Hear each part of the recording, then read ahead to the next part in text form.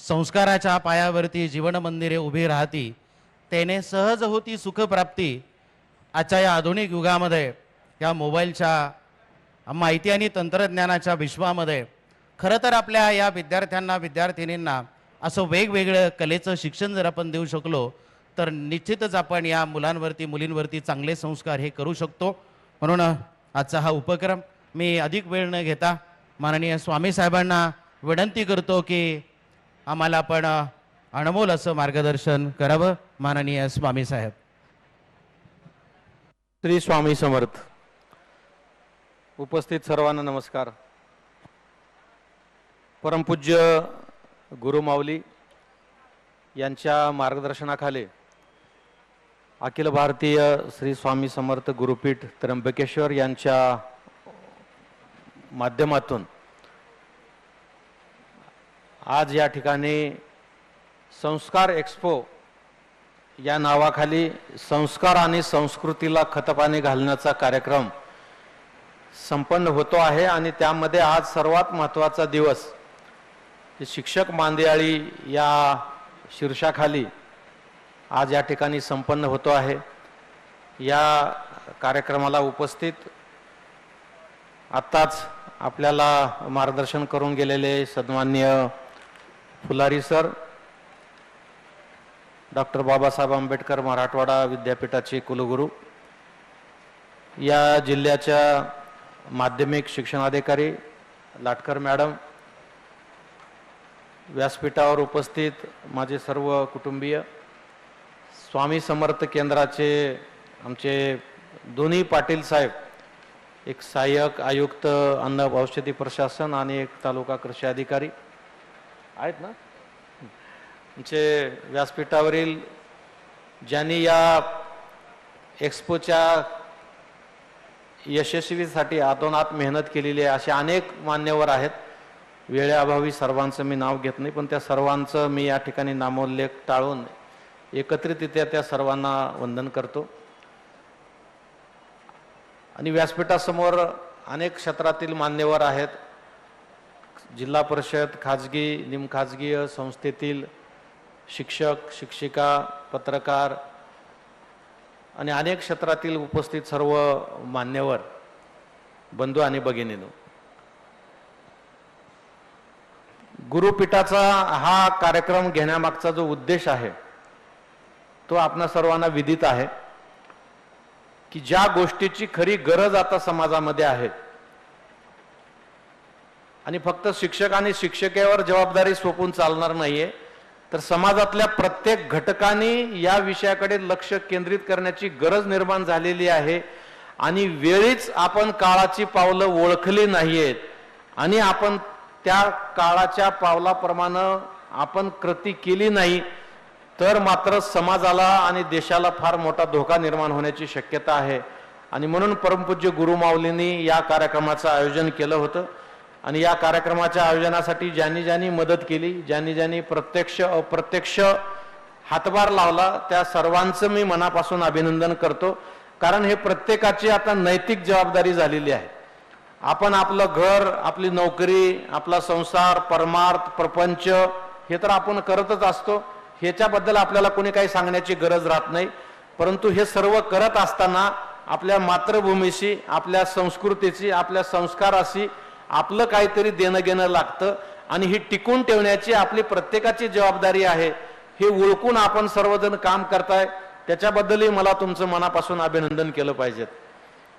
आज या ठिकाणी आपण सोलापूर जिल्ह्यामध्ये आणि छत्रपती संभाजीनगर जिल्ह्यामध्ये शिक्षण क्षेत्रामध्ये जे दशसूत्रीच्या माध्यमातून आपण काम केलं त्याच्याबद्दल आपण चर्चा करणार आहे. पण मला माहिती आहे आपल्यापैकी बऱ्याच जणांनी याबद्दलची माहिती पूर्वीच ऐकलेली आहे, पण त्याच्यामध्ये फार खोलात न जाता काही मंडळी बाहेरून आलेली आहे, बाहेरच्या जिल्ह्यातून आलेली आहे, म्हणून मी थोडक्यात त्या विषयाचं या ठिकाणी सादरीकरण करतोय.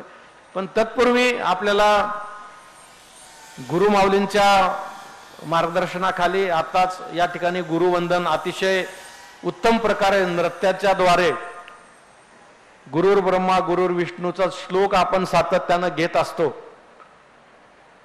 आणि आपण सुदैवानं आपण गुरु म्हणून काम करतो.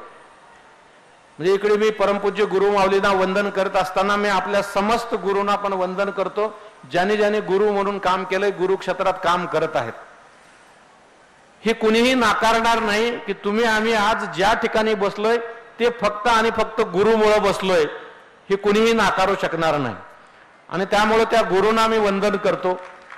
फक्त आपण गुरुर ब्रह्मा गुरुर विष्णूचा श्लोक म्हणून चालत नाहीये, किंवा एकम नित्यम निवल वचनम सर्वदेही साक्षभूतम भावातीतम त्रिगुणरहितम सद्गुरु तन्नमामी म्हणून सद्गुरूंना तन्नमामी म्हणून नमन करून फक्त पूजा अर्चापुरतं गुरुंना नमन करून चालणार नाही.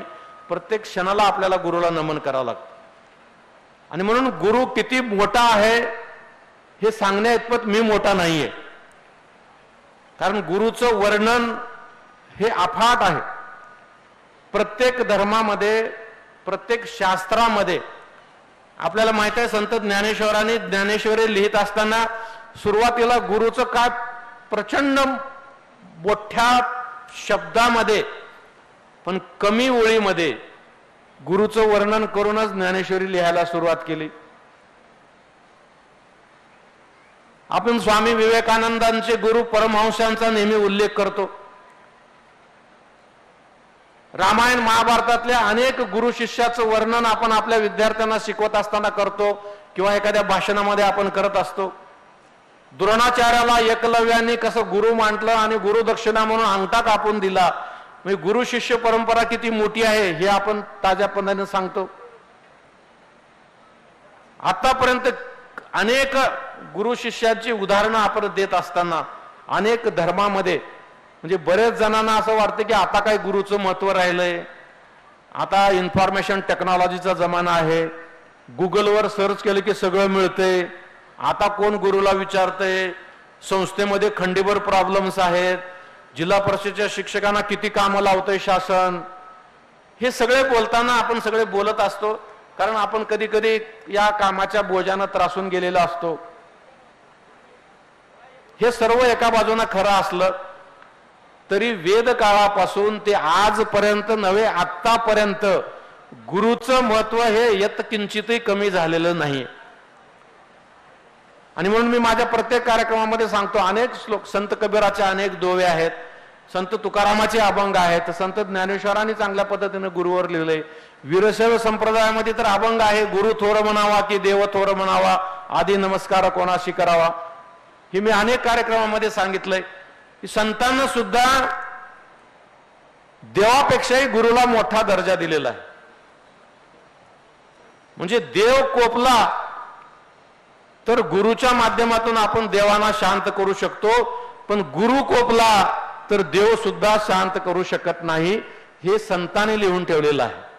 आणि त्या क्षेत्रामध्ये ठीक आहे, आज आपल्याला कोणी गुरुजी म्हणत असेल, कोणी मॅडम म्हणत असेल, कोणी बाई म्हणत असेल, कोणी गुरुजी म्हणत, पण गुरुजी या शब्दाचा सुद्धा अर्थ घेतला, समजून घेतला पाहिजे. कारण हा शब्द तयार करताना तुम्ही बघा, पूर्वी जी शब्द ज्यांच्याबद्दल प्रचंड आदर आहे त्यांच्याच मागे जी लावायचा. तुम्ही कधी जिल्हाधिकारी जी म्हटलेलं ऐकलंय? मुख्य कार्यकारी अधिकारी जी म्हटलेलं ऐकलंय? किंवा ते सहाय्यक आयुक्त साहेब बसलेत, सहाय्यक आयुक्त जी म्हटलेलं ऐकलंय? फक्त ते गुरु जी म्हटलेलं आहे, त्या गुरुच्या मागे जी लावलंय आणि त्या जी साठी आपल्याला काम करायचंय. परंतु कालांतरात्वे काय झालंय, आता आपल्याला असल्या गोष्टीवर विश्वास वाटत नाही. काय करायचे मानपान घेऊन, ह्याचं काहीच मिळत नाही. पैसा मिळाला तरच काय तर कामाचं आहे. कारण आज वातावरण असं झालंय की भौतिक सुखाकडे तुम्ही आम्ही सगळेजण आकर्षित झालेलो आहोत. जे आध्यात्मिक सुख आहे, जे आंतरिक सुख आहे, जे मनातलं समाधान आहे, याच्यापेक्षाही माझं दिसणारं, माझी बिल्डिंग किती मोठी आहे, माझ्याकडे गाडी किती मोठी आहे, माझ्याकडे प्रॉपर्टी किती मोठी आहे, याच्याकडे तुमचं आमचं लक्ष चाललेलं आहे. आणि हे आपल्या सोबत काहीच येणार नाही. म्हणून ज्याने सारं जग जिंकलं होतं त्या सिकंदराने मरण्याच्या 2 दिवस अगोदर आपल्या सेवेकऱ्यांना सांगून ठेवलं होतं की मी जाणार आहे. माझी डेड बॉडी जेव्हा तुम्ही अंत्यविधीसाठी घेऊन जाल तेव्हा तिरडीवर मला जेव्हा झोपवाल तेव्हा माझे हात छातीवर ठेवू नका, माझे हात बाजूला ठेवा आणि ती उघड्या असल्याचे लोकांना दिसू द्या. सेवकाने विचारलं असं का, नियम का तोडायचा आपण? त्यांनी सांगितलं की जगाला कळू द्या की ज्या माणसानं जग जिंकलं होतं तो माणूस सुद्धा रिकाम्या हातानं वरी चाललेला आहे. आणि म्हणून आपल्याला जी म्हणणं किंवा गुरुजीचा मान सन्मान किंवा गुरुजीचा आदर सत्कार, पण मी एक गोष्ट मला स्वतःच्या अनुभवानं सांगतो, आपल्याला शिकवणारे जे गुरु आहेत हे आपल्याला आयुष्यभर लक्षात राहतात, बाकी कुणीही आपल्या लक्षात राहत नाही. कुठला अधिकारी लक्षात राहत नाही, कुठला नेता लक्षात राहत नाहीये. इथं बसलेल्या प्रत्येकाला जर विचारलं तर ते प्राथमिक शाळेचे त्यांची गुरुचं नाव सांगू शकते. मी माझ्या गुरुचं नाव, गाव, त्यांचा सगळा पत्ता सांगतो तुम्हाला. हे सौभाग्य दुसरं कोणाला मिळत नाही. आणि म्हणून मी आपल्या कार्यशाळेमध्ये उदाहरण सांगायचो ना, जेव्हा आपला देश स्वातंत्र्य झाला, 1947 ला देश स्वातंत्र्य झाला, 1950 ला प्रजासत्ताक झाला आणि आपल्या देशाचं मंत्रिमंडळ तयार झालं. ते मंत्रिमंडळाची शपथविधी झाला. त्याच्या दुसऱ्या दिवशी महाराष्ट्रातल्या एका खेडेगावामधला हा प्रसंग आहे. तो काळ ब्रिटिशांचा संपलेला होता. एक पोलीस जरी गावात आला तरी सगळं गाव घाबरायचं. अशा परिस्थितीमध्ये त्या दिवशी एका गावात एक पोलीस गाडी आली. त्या पोलीस गाडीच्या मागे लाल दिव्याची गाडी होती.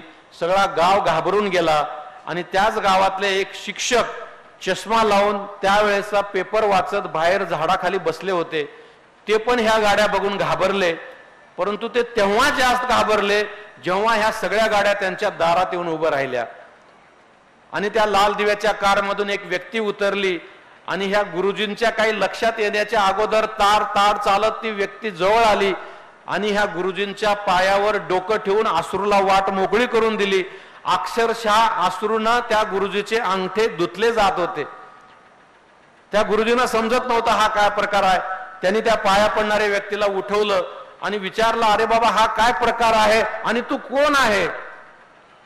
तेव्हा त्यांनी सांगितलं, गुरुजी तुम्ही मला ओळखलं नाही का? मी तुमचा चिंत्या, ज्याला तुम्ही मारून मारून गणित शिकवलं. मी गणितात परफेक्ट झालो आणि आज मी देशाचा अर्थमंत्री झालोय आणि शपथ घेतल्या घेतल्या तुमच्या पाया पडायला आलोय.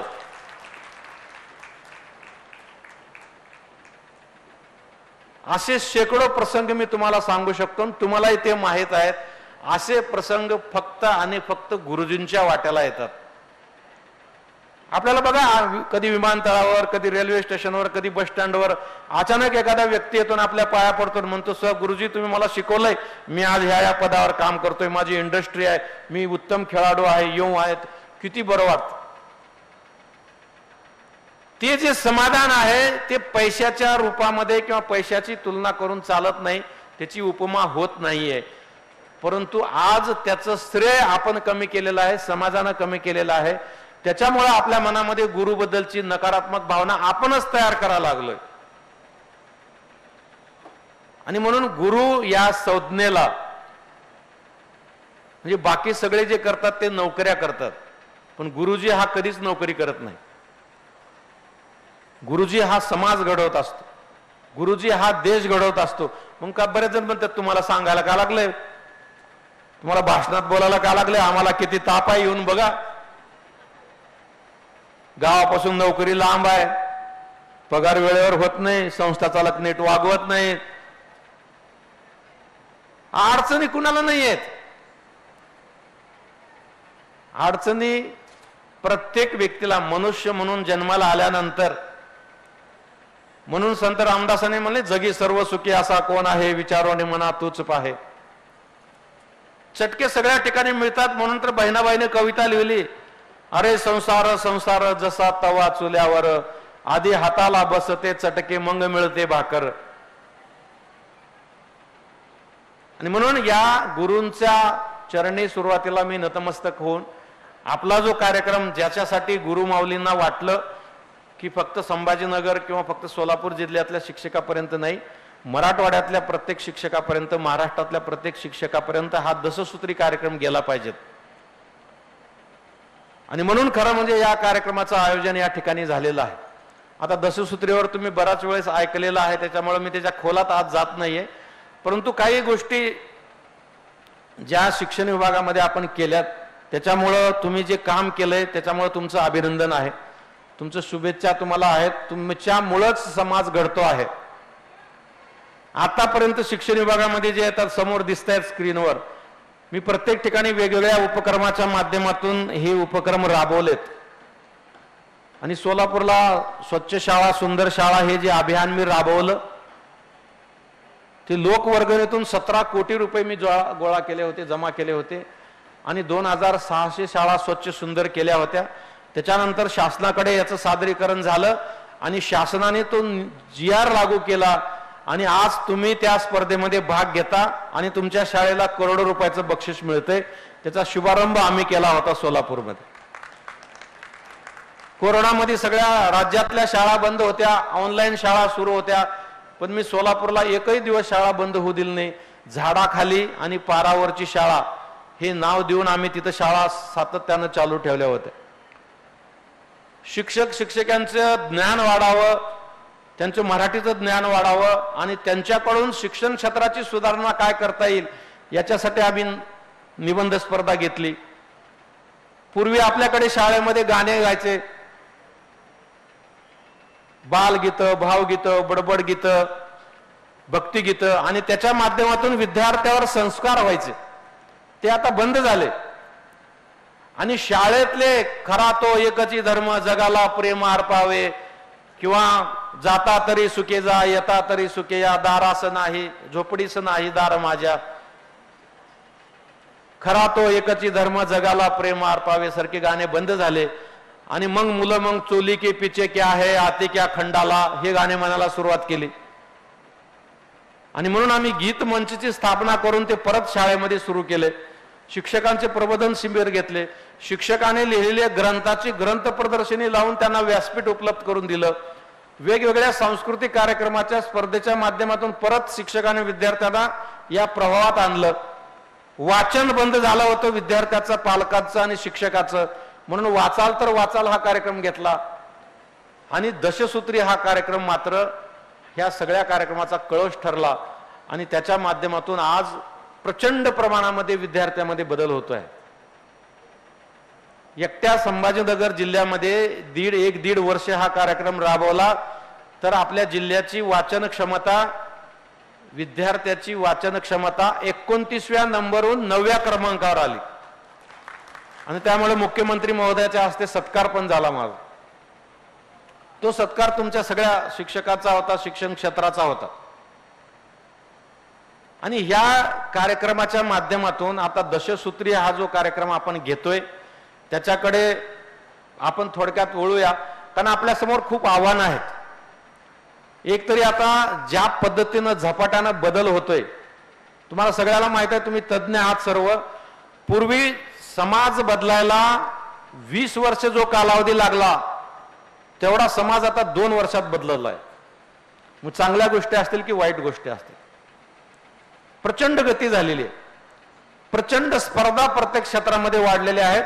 आज आपले मुलं आपल्या शाळेतले असतील की घरचे असतील, कुठल्या स्पर्धेमध्ये यशस्वी होतील आणि कसं जगतील याची प्रत्येक पालकाला चिंता निर्माण झालेली आहे. तिसरं, पालक प्रत्येक कुठल्या ना कुठल्या, म्हणजे तुम्ही आम्हीच नोकरी करतोय म्हणून बिझी आहे असं नाही, रिक्षा चालवणारा पालक सुद्धा व्यस्त आहे. कारण कमाई हा महत्वाचा विषय आहे आणि त्याच्यासाठी पालक एवढा व्यस्त झालाय की आपल्या विद्यार्थ्याकडे पूर्णपणे, आपल्या पालकाकडे पूर्ण दुर्लक्ष होत चाललेलं आहे. सामाजिक आणि राजकीय परिस्थिती एवढ्या झपाट्यानं नकारात्मक परिस्थितीकडे बदलत चाललेली आहे. संस्कार आणि संस्कृतीचा लोप कधी पावलाय हे आपल्याला सुद्धा माहित नाहीये. एखाद्यानं काही वागलं, एखाद्या मुला मुलीनं विचित्र वागलं की आपण म्हणतो असं कसं वागायला लागलेत, हे असं कसं बोलायला लागलेत. आणि तुम्हाला आम्हाला हे कळलं नाही की संस्कार आणि संस्कृतीपासून नवीन पिढी कधी दूर केली आणि कधी दूर चाललेली आहे. फास्ट फूड, जंक फूड, जाहिरातीतले सगळे प्रकार पोटामध्ये घालून आपल्या मुलांचं आरोग्य इतकं धोक्यादायक आलेलं आहे, परंतु त्याच्याकडे कुणाचं सध्या लक्ष नाहीये. आणि म्हणून या सगळ्या गोष्टीमुळं आपण दशसूत्रीचा कार्यक्रम घेतोय. तर त्यासाठी दशसूत्री कशासाठी सुरू केली, तर काही पेपर कटिंग्स आहेत, मी तुम्हाला दाखवतो म्हणजे तुम्हाला लक्षात येईल. ते दुसरं फोल्डर घ्या ना, पेपर कटिंग जे आहे ना, म्हणजे दशसूत्री. मी जर तुम्हाला काही गोष्टी सांगितल्या तर तुम्हाला खोट्या वाटतील. असं कुठं घडतंय का, असं होतच नाही साहेब, पण काय पण सांगतायत. म्हणून मी काही 8-10 बातम्याचे कटिंग तुमच्यासाठी आणलेत. आता ही जी बातमी आहे अशा प्रत्येक घरामध्ये आजूबाजूला आपल्याला पाहायला मिळते. आई रागावली, आजी रागावलं म्हणून मुलांनी घर सोडलं, मुलीने घर सोडलं, पोलीस स्टेशनमध्ये तक्रार करावी लागली. हे शेकडो प्रसंग तुम्ही दररोजचे वर्तमानपत्र वाचताना अशा पद्धतीच्या बातम्या मी बाजूला काढतो.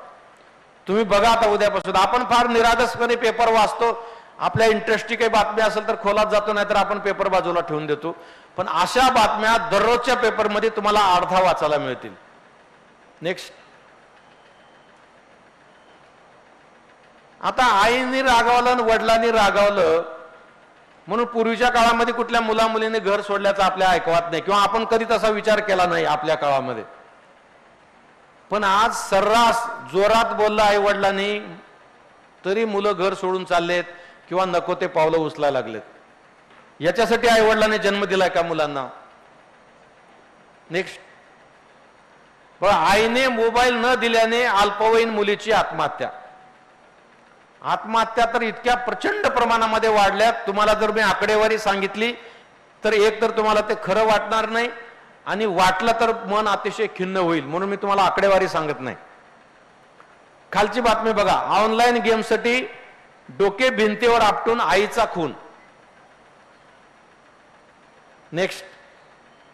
मोबाईल पाहू न दिल्याच्या रागातून 17 वर्षीय मुलीने घेतला गळफास. खालची बातमी. त्याने कुरकुऱ्याच्या पाकिटसाठी सोडले घर. वर्षभरात 81 जणांचे मोबाईल ड्रेससाठी रुसवा. लोहमार्ग पोलिसात नोंद. छत्रपती संभाजीनगर रेल्वे स्टेशनच्या पोलीस स्टेशनमध्ये ही नोंद होती. त्या पोलीस स्टेशन अधिकाऱ्यांशी चर्चा केली. सगळे अशा छोट्या कारणास्तव. आणि तुम्हाला सांगतो, मी जे तुम्हाला म्हणलो ना समाज झपाट्यानं कसा बदलत चाललाय, मागच्या वर्षी ही संख्या 81 होती, या वर्षी ती 200 झाली. 200 मुलं मुली घरातून पळून गेल्याची नोंद रेल्वे स्टेशन पोलीस स्टेशन मध्ये झालेली. म्हणजे किती झपाट्यानं डिटोरिएशन होतंय समाजाचं, ह्याचं हे ज्वलंत उदाहरण आहे आणि प्रूफ आहे. म्हणजे मी सांगितलं तर तुम्हाला खरं वाटलं नसेल म्हणून मी हे बातम्या आणल्यात. नेक्स्ट. आता डिजिटल व्यसनाधीनता.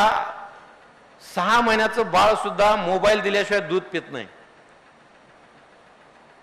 मोबाईल लावून दिल्याशिवाय त्याला जे काही खाऊ घालायचं ते खात नाहीत. आणि आई वडिलांना बरं वाटतंय, मोबाईल दिल्यानं खाताय ना, बघू द्या आणि खाऊ द्या. पण त्याच्या डोळ्यावर काय परिणाम होतोय, त्याच्या मनावर काय परिणाम होतोय, त्याच्या खाण्यापिण्यामुळे, त्याच्या त्या पद्धतीनं खाण्यामुळे शरीरावर काय परिणाम होतोय, कुणालाही विचार करायला वेळ नाही. नेक्स्ट. आता जिल्हा परिषद जरा मध्ये बोललो तर साहेब तुम्ही काही पण बोलता, असं कसं म्हणता. हे सर्वे झालेला आहे. जिल्हा परिषद शाळेतील 33% मुलांना ABCD तर 39% विद्यार्थ्यांना वजाबाकी येत नाही. नेक्स्ट. मराठवाड्यातील 29% विद्यार्थ्यांना वाचता येणार मराठी.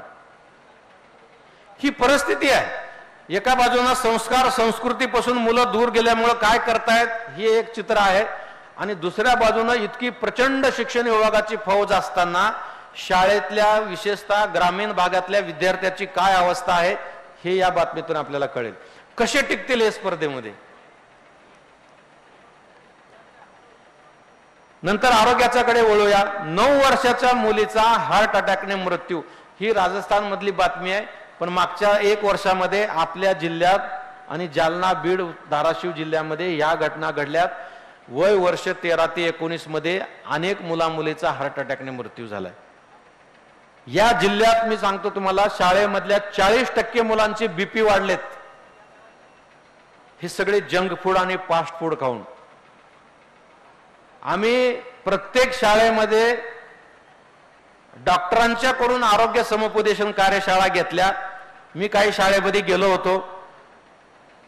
मुलं मांडी घालून 10 मिनिट सुद्धा बसू शकत नाहीत. जिथे की आपण किंवा आपले आई वडील यज्ञाला बसलं की 4 घंटे मांडी हलवत नव्हते, आता 10 मिनिट सुद्धा मुलं मांडी घालून बसू शकत नाहीत. प्रायोगिक तत्वावर आरोग्याची तपासणी केली, 40% मुलांचा बीपी वाढलाय. आणि या सगळ्या गोष्टीमुळं दशसूत्रीकडे आपण वळलोय. आणि दशसूत्री आपण मुद्दाम मागच्या 6 वर्षापासून मी ह्याच्यावर काम करतोय. माझा काही ह्याच्यामध्ये स्वार्थ नाही. गुरुपीठाचं जे तत्व आहे, गुरुपीठाचं जे मार्गदर्शन आहे, जे परमपूज्य गुरुमाऊली नेहमी म्हणतात की संस्कार आणि संस्कृती टिकली तर धर्म टिकणार आहे, धर्म टिकला तर देश टिकणार आहे, आणि देश टिकला तर तुम्ही आम्ही टिकणार आहोत. आणि मग खरंच या दशसूत्रीची आवश्यकता होती का? तर ह्या सगळ्या समोर तुमच्या मुद्दे लिहिलेले आहेत. मी त्याच्या खोलात मुद्दाम जात नाही. परंतु एकंदरीत शैक्षणिक प्रगतीचा आलेख बघितला. एका बाजूनं शहरातले मुलं प्रचंड यशस्वी होत आहेत, कुठं कुठं जात आहेत. ग्रामीण भागातल्या विद्यार्थ्याचं काय?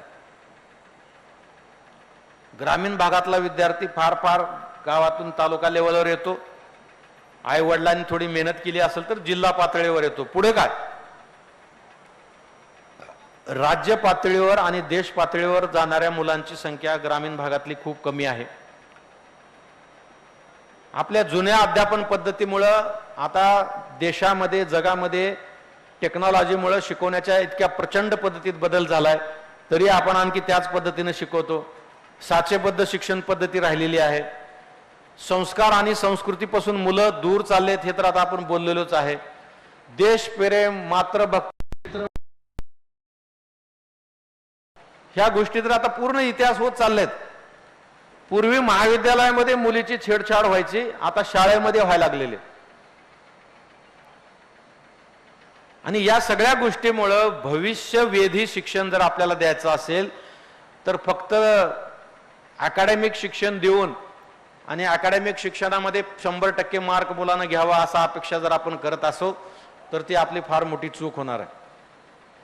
आणि ते आपल्याला फक्त शाळेत नाहीये तर समाजामध्ये हे विचार रुजवायचे आहेत. आणि तुम्ही, मला असं वाटेल की तुम्हाला असं मी काय करू शकणार आहे, माझ्याच्यानं काय होणार आहे. आपल्याला जेवढं होते ते आपण करायचं. त्याचा किती परिणाम होईल याचा विचार नाही करायचा. आपण ते गोष्ट सांगतो ना, मावळतीला जाताना सूर्याने प्रश्न विचारला की मी मावळ्यानंतर जगाला प्रकाश कोण देईल. सगळे ग्रह तारे सगळे आले पण कोणीच काही बोललं नाही. पण एक छोटी पंथी समोर आली मिनमिनती करत, आणि तिनं सूर्याला सांगितलं की हे प्रभू, मी फार सूक्ष्म आहे, मी फार लहान आहे, परंतु माझ्या परीनं जेवढा प्रकाश जगाला देता येईल तेवढा मी निश्चित देण्याचा प्रयत्न करेन. ते पंथी व्हायचा प्रयत्न आपल्याला करायचा आहे. असं विचार करून चालणार नाही की मी एक कार्यक्रम घेतल्यानं का होईल. मलाही तसं वाटतं की मी माझ्या जिल्ह्यात करेल. जिल्ह्यामध्ये किती लोक मन लावून करतील माहित नाही. बऱ्याच लोकांना हे थोतांड वाटत असेल. बरेच लोक मागे मला शिवाय देत असतील, ह्याला काही काम नाही, आपलं भाषण करत फिरतो म्हणून. परंतु माझं काम आहे पंथी होऊन काम करायचं, ते मी करतो. आणि म्हणून ह्या दशसूत्रीचा जन्म झाला. आणि सोलापूर जिल्ह्यामध्ये अनेक सक्सेस स्टोरी समोर आल्यात, अनेक वर्तमानपत्रामध्ये त्याच्या बातम्या आल्या, अनेक विभक्त झालेले घरं एकत्र आले, अनेक मुलांचे आजार दुरुस्त झाले, अनेक मुलांच्या सवयी ज्या वाईट होत्या त्या बंद झाल्या आणि चांगल्या सवयी मुलांनी अंगीकारल्यात. त्याच पद्धतीनं छत्रपती संभाजीनगर जिल्ह्यामध्ये सुद्धा दोन्ही शिक्षणाधिकारी साक्षीदार आहेत. काही पालकांचा आम्ही काही कार्यक्रमामध्ये सत्कार सुद्धा केला. अनेक पालक विद्यार्थ्यांच्या सर्वांगीण विकासाकडे वळलेत. जे पालक आपल्या मुलामुलींना कुठल्या ना कुठल्या कामामध्ये जुंपत होते त्यांनी त्या कामावर काढून आता शाळेमध्ये घातलेत. अनेक आमचे शिक्षक इथे समोर बसलेले आहेत. अनेक पालकांनी त्यांच्याकडे व्हिडिओ करून दिलेले आहेत.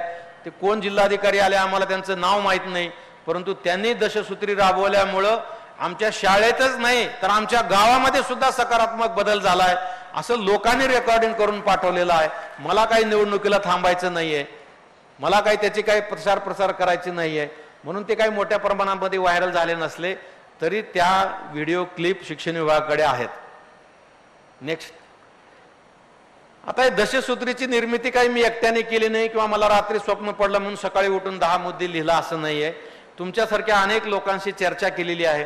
शिक्षक आहेत, केंद्र प्रमुख आहेत, मुख्याध्यापक आहेत, रिटायर्ड शिक्षक आहेत, शिक्षण तज्ज्ञ आहेत, त्यांच्याशी सल्लामसलत केला. शिक्षण विभागातील अनेक अधिकारी चांगलं काम करतात, त्यांच्याशी चर्चा केली. पालक विद्यार्थ्यांशी चर्चा केली. तुम्हाला खरं वाटणार नाही, मी झोपडपट्टीमध्ये जाऊन विद्यार्थी आणि पालकांशी चर्चा केली. मी सोलापूरला जेव्हा आम्ही झाडाखालची शाळा आणि पारावरची शाळा जी सुरू केली, त्याचं कारणच हे होतं की झोपडपट्टीमध्ये मी घरी गेलो, आमचं ऑनलाईन शिक्षणाचं प्रेझेंटेशन वगैरे खूप भारी व्हायचं. इतक्या विद्यार्थ्यांनी डाउनलोड केलं, इतके विद्यार्थी ऑनलाईन बघतात, येऊ त्यों प्रेझेंटेशन बघितलं की फार भारी वाटायचं. एका दिवशी गाडी काढली, गावागावात फिरलो, 80% लोकांनी मला सांगितले, साहेब आमच्याकडे 3 मुलं आहेत आणि एकच मोबाईल आहे, कसं शिकणार? तिघही वेगवेगळ्या वर्गात आहेत. काही झोपडपट्टीच्या लोकांनी सांगितलं, साहेब आम्हाला रोजीरोटी पुरता पैसा मिळत नाही, एवढा रिचार्ज मोबाईलला कुठून करणार?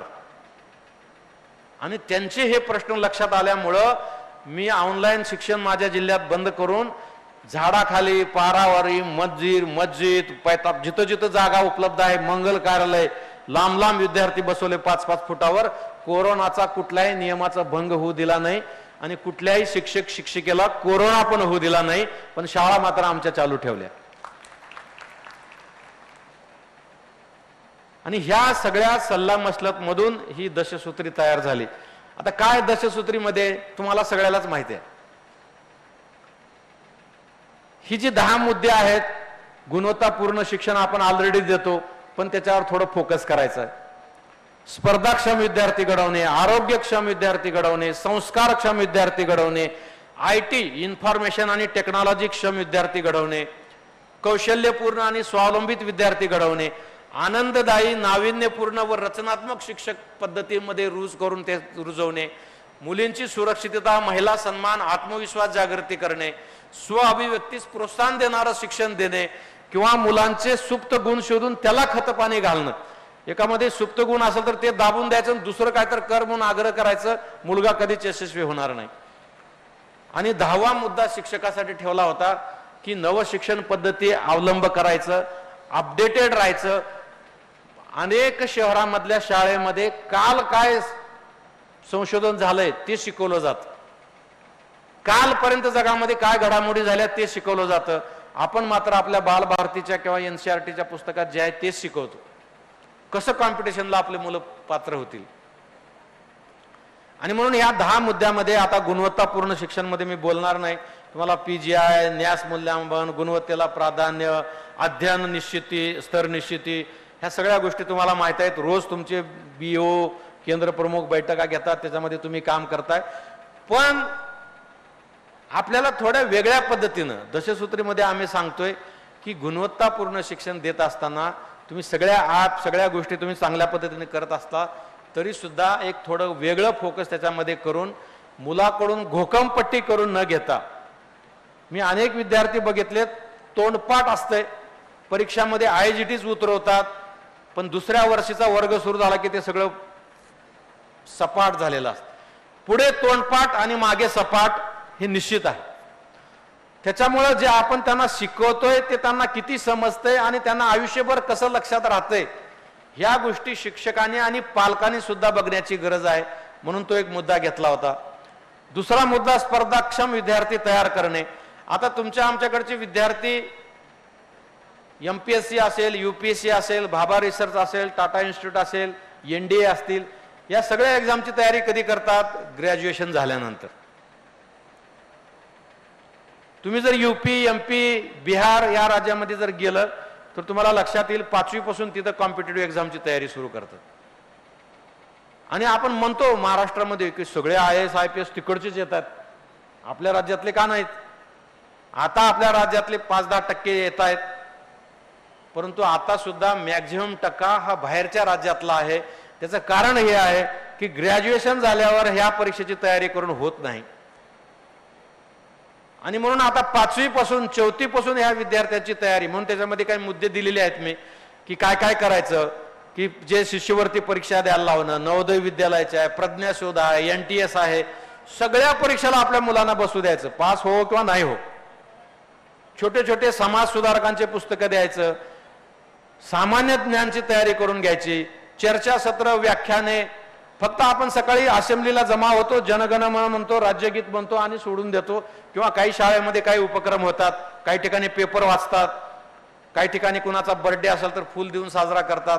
पण त्याच्यापेक्षा आता आपल्याला त्या ठिकाणी चर्चासत्र, व्याख्यान स्पर्धा घ्यायला पाहिजे, निबंध स्पर्धा अधूनमधून घेतल्या पाहिजेत. काही कार्यक्रम असेल तरच घ्यायचं नाही, आठवड्याला एक निबंध स्पर्धा. यामधून आकलन शक्ती कसं वाढता येईल आणि विचार व्यक्त करायला कसं सांगता येईल. नवीन मुलामुलींना 4 शब्द बोला म्हणलं की स्टेजवर येत नाहीत. 100% मार्क घेतलेले 10वी 12वीच्या अनेक मुलांना मी विचारलंय, 5 मिनिट तू ह्या विषयावर बोल, तर ते बोलू शकत नाहीत. विचार व्यक्त कधी करायला जाणार? समोर 1000 नाही 10,000 लोक असले तरी बोलता आलं पाहिजे मुला मुलींना. ती हिंमत दिली पाहिजे. ठीक आहे, पहिल्या वेळेस अपयश येईल, अडखळतील, घाबरतील, काही लोक मुलं नाव ठेवतील, परंतु प्रयत्नातूनच यश मिळते. हे आता या माध्यमातून आपल्याला आम्ही शाळेमध्ये शिकवायला सुरू केलंय.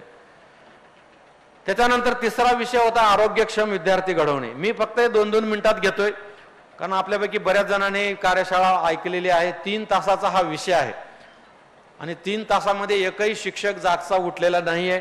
ते शिक्षणाधिकारी त्याचे साक्षीदार आहेत. पण आता ऊन आहे आणि तुमचेही इतर कामं आहेत, तुमचा अंत पाहण्याचा मला काही फार हे नाहीये. त्यामुळे मी शॉर्ट मध्ये घेतोय, फक्त विषयाला स्पर्श करतोय. काळजी करू नका, मी पुढच्या 10 मिनिटात संपवतो. मनातून शिव्या देत असतील, हा बाबा कधी संपवतोय, खाली गरमी व्हायला लागली, पाणी देतात का नाही की, पाणी आहे का नाही की, आणि ह्याचं आता उठून गेलं तर आणखी दिसल वरून, असे मनात अनेक विचार येत असतील. म्हणून सांगतो मी 10 मिनिटात संपवतो. आरोग्यक्षम विद्यार्थी घडवणे हा फक्त शाळेसाठी विषय नाही, तो आपल्या घरच्यासाठी सुद्धा आहे. आता मी सुरुवातीला सांगितलंय, मुलांचं आरोग्य अतिशय धोक्यात आहे. अनेक विद्यार्थ्यांना अनेक रोगांनी पछाडलेला आहे, आपल्याला दिसत नाही. आम्ही 9 लाख विद्यार्थ्यांच्या आरोग्याची तपासणी केल्यानंतर आम्हाला 65,000 विद्यार्थी असे सापडले की ते किती जगतील माहीत नाही. इतका सिरियस विषय आहे. जंक फूड, फास्ट फूड जाहिरातीत दिसलं रे दिसलं, पण आपल्या आजकालच्या माया सुद्धा, आया सुद्धा 2 मिनिटात तयार होते ना, कशाला विचार करायचं, पटकन 2 मिनिटात तयार होते, करा. फोन केला की 5 मिनिटात येतो ना तो लाल ड्रेस घातलेला पोरगा लगेच घेऊन. आजकाल आपल्याला किचन मध्ये सुद्धा नको वाटायला लागलंय. आपल्या जुन्या काळामधलं जर बघितलं गावाकडं, आपली आजी, आई, वडील 10-10, 20-20 लोक जरी आले तर 10 मिनिटांमध्ये बेसन, भाकरी, ठेचा करून आनंदानं जेव घालायचे. आता 2 लोक जरी घरी आले तर कुठल्या हॉटेलमध्ये जेवायला जायचं त्याचं प्लॅनिंग सुरू होत. आणि घरी लिहिलेलं असतं अतिथी देवो भव. आणि हेच आपल्या मुलांच्या आरोग्यातला परिणाम झालेला आहे.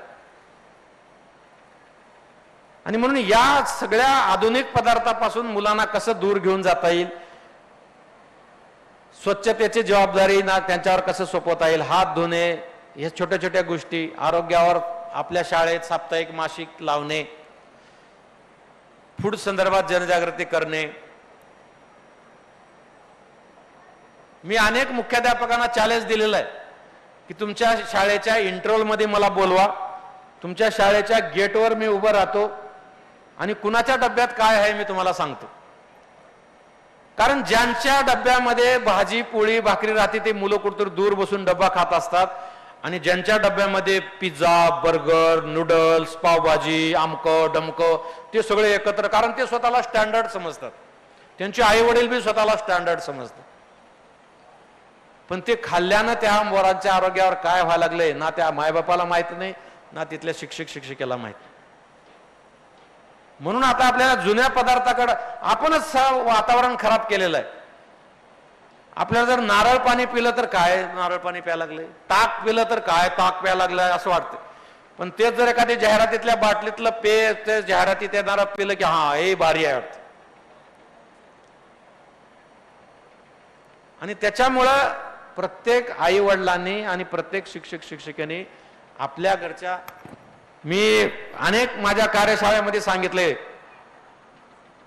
तुम्ही साक्षीदार आहेत, माझी बायको माझी गुरु आहे म्हणून सांगितले की तुम्ही मला म्हणले तुम्ही बायकोला गुरु कसे म्हणता. मुलांना काय खावं घातलं पाहिजेत, काय पिऊ घातलं पाहिजेत, पालक म्हणतात अहो ते ऐकतच नाहीत मुलं, आम्ही कसं करणार. आम्ही प्रयत्न करतो, सांगून बघतो, सांगून मुलं ऐकत नाहीत.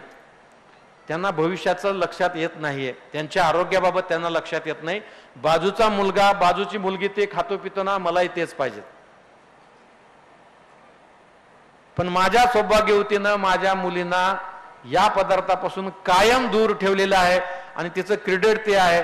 आज घे मला पैसे देऊन पिझ्झा खा मला तर खात नाहीत.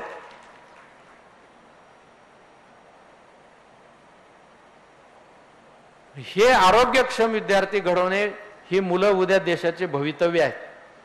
रुसतील, नाराज होतील, भूक लागली की जे पाहिजे ते खातील, हे आपल्याला अंगीकारायचं आहे. चौथा मुद्दा घ्या. हे चौथा आता संस्कारक्षम विद्यार्थी घडवणे. तुम्हाला बातम्या दाखवल्यात, मी आता त्याच्या खोलात जात नाही. 101 बातम्या तुम्हाला मी दाखवू शकतो. आज कुणाच्याही घरी आपण गेलं तर आपल्याला कोणी विचारत नाहीत. एक काळ असा होता, गरिबी प्रचंड होती, परंतु प्रेम, आपुलकी, माया, भक्ती प्रचंड होती. घरी गेले की हातपाय धुवायला पाणी द्यायचं, गुळ साखर द्यायचं. अहो, फाटकं पोतं किंवा फाटकी वाकळ टाकायची बसायला, पण सगळे बसून गप्पा मारायचे, सुखदुःख विचारायचे. चटणी भाकर ठेचा राहायचा, पण खायचा आग्रह करायचा. आज तुम्ही कुणाच्याही घरी जा, घरचे सगळे बसलेले असतात. घरचा मोठा माणूस लाजून कजून येतो, विचारतो. आता ते पाय धुवायला पाणी देणं, गुळ साखर देणं, ही तर प्रथाच बंद होऊन गेली, कारण आपण मॉडर्न झालो. म्हणून आम्ही या संस्कारक्षम विद्यार्थी घडवण्यामध्ये अतिशय छोटे छोटे नियम शाळेत केलेत. घरून निघताना आईवडिलाच्या पाया पडायचं, शाळेत आल्यावर शिक्षकांच्या पाया पडायचं, नंतर बेंचवर बसायचं, शाळा संपल्यावर घरी जायचं, हातपाय धुवायचं. जे काही आपला धर्म आहे, संप्रदाय आहे, त्याच्याप्रमाणे पूजा, आरती, नमन, नमाज, काय मेणबत्ती लावायचे ते करायचं. आई वडिलांना कामात मदत करायची, नंतर अभ्यास करायचा. अभ्यास संपल्यावर आपलं दप्तर सगळं रेडी करून झोपायचं. आज 90% घरामध्ये सकाळी शाळेच्या वेळेस प्रचंड गडबड होती. मुलांना होमवर्क सापडत नाही, पेन्सिल सापडत नाही, सगळं सापडलं तर आयडेंटिटी कार्ड सापडत नाही, डब्बा कालचा धुतल्याला राहत नाही, बाहेर गाडीवाला येऊन हॉर्न वाजवतो, घरच्या बाबाची वेगळी घाई राहती. त्या घरच्या माऊलीनं काय काय करायचं, हे सगळ्यांच्या घरचं चित्र आहे. काय त्याच्यामध्ये हे वाटून घ्यायची गरज नाही. परंतु माझ्या दोन्ही मुली समोर बसल्यात. माझ्या दोन्ही मुलीने पूर्ण शालेय जीवनामध्ये माझं हे कुठं आहे हे कधीच आम्हाला विचारलेलं नाही. हे सवयी लावायचा भाग आहे. आणि मग दररोज ते माऊली धावपळ करते.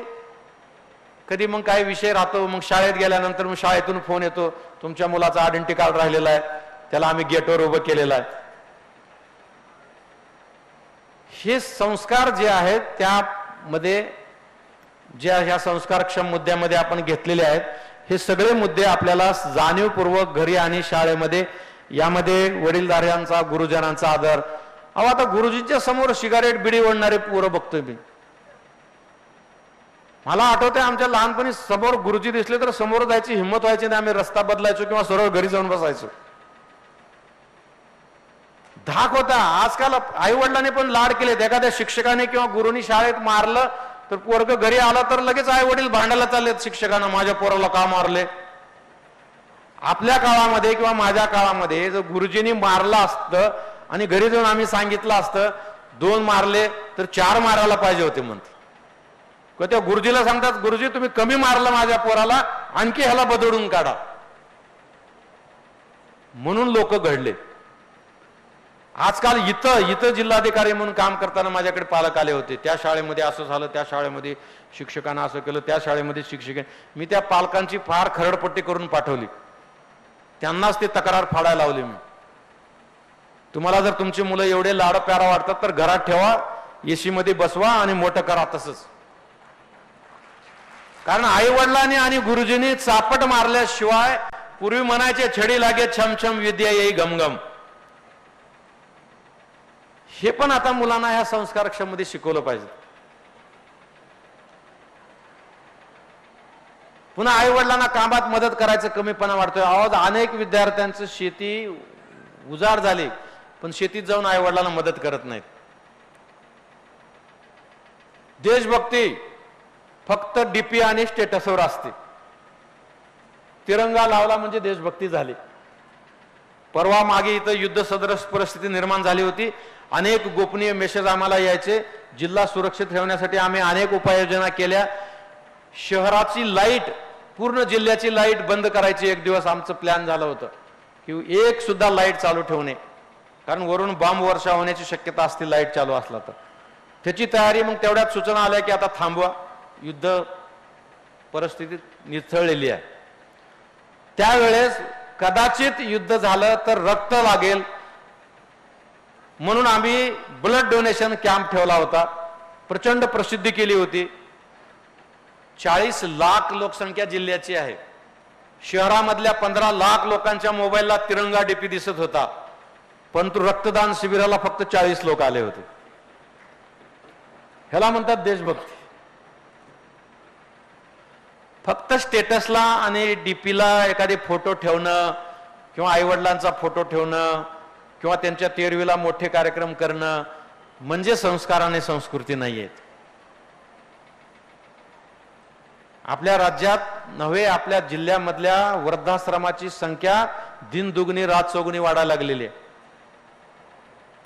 शहरामध्ये, छत्रपती संभाजीनगर शहरामध्ये मागच्या हिवाळ्यामध्ये 9 डिग्री सेल्सिअस टेम्परेचर होतं. त्या दिवशी आमचा एक पोलीस अधिकारी राऊंडवर फिरत असताना एका घराच्या दारात एक व्यक्ती झोपलेला दिसला, उघडा, पांघरण नाही, काही नाही. त्याला वाटलं चोर आहे म्हणून त्याने गाडी उभं केली. त्या माणसाला जाऊन उठवलं, काठी आपटली त्याच्या पायापाशी, मध्ये इथं का झोपलाय, चोरी करायचंय का? तर ते बाबा म्हणले, अरे बाबा हे माझंच घर आहे. ते म्हणले, मग इथं का झोपले? तर माझ्या मुलानं सुनानं मला बाहेर हाकललेत. 9 डिग्री सेल्सिअस मध्ये. मग ते पोलीस अधिकारी त्याला खोलात विचारायला लागल्यावर ते म्हणले, बाबा मला आधी काहीतरी खाऊ घाला, 2 दिवसात पोटाचा कण गेला नाही अन्नाचा पोटात, 2 दिवस झालं उपाशी आहे. त्या पोलीस अधिकाऱ्यांनी बिचारा कॉन्स्टेबल पाठवलं रेल्वे स्टेशनवर, ते वडापाव वगैरे काहीतरी बोलवलं, खाऊ घातलं, चहा पाजला आणि मग विचारलं. तर माझ्या मुलानं आणि माझ्या सुनानं माझ्या असं छळ केले, मला हाकलून दिले. हे सगळं होईपर्यंत पहाटेचे 5 वाजले होते. त्या पीआयने दार वाजवलं. तो मुलगा आला, कानाखाली एक ठेवून दिली आणि त्याला आत घ्यायला लावलं. पण ते किती दिवस घेतलं असेल? 2 दिवस घेतला असेल. संस्कार चांगले असते तर असं केलाच नसतं. आणि ही विचार करायची वेळ आहे. तुमच्या आमच्यावर सुद्धा ही वेळ येऊ शकते जर आपल्या मुलामुलीवरच चांगले संस्कार नाही दिले. मी या सामाजिक ऍक्टिव्हिटीमध्ये सातत्यानं काम करत असतो. म्हणून माझ्याकडे परवा 6 महिन्याखाली पुण्याला जे एक बाबा रिसर्च सेंटर आहे, जे सोशल ऍक्टिव्हिटीमध्ये, समाजसेवामध्ये संशोधन करतात, ते संशोधन करणारे 2 अधिकारी, महिला पुरुष माझ्याकडे आले होते, फक्त हे सांगायला की किती परिस्थिती बिघडली आहे.